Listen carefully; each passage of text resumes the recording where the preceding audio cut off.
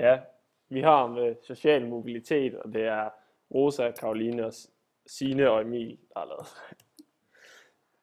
Begrebet social mobilitet, det betyder, at det er muligheden for at bevæge sig i en positiv retning, væk fra ens nuværende samfundsgruppe.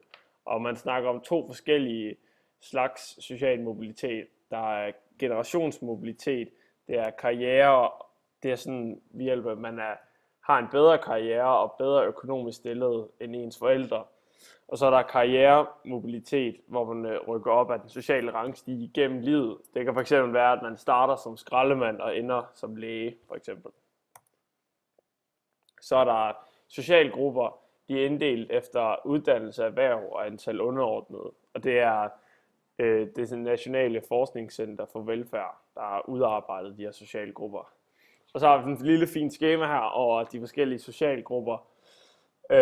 Ja, man kan sige, at socialgruppe 1, det er dem, der har flest underordnede og har den bedste uddannelse og de bedste jobs, kan man sige.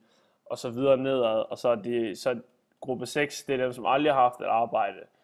Ja, som måske kun har lige præcis bestået 9. klasse. Og så er der, har vi læst en artikel om, at aktive familier, de er mønsterbrydere. Og den siger, at høj kulturel aktivitet, det er med til at øge den sociale mobilitet. Og at mønsterbryders forældre, de typisk selv er lavt uddannede, men så netop på grund af, at de har den her høje kulturelle aktivitet, så er det med til at øge deres børns chance for en god uddannelse. Yes, det var vores lille PowerPoint om social mobilitet.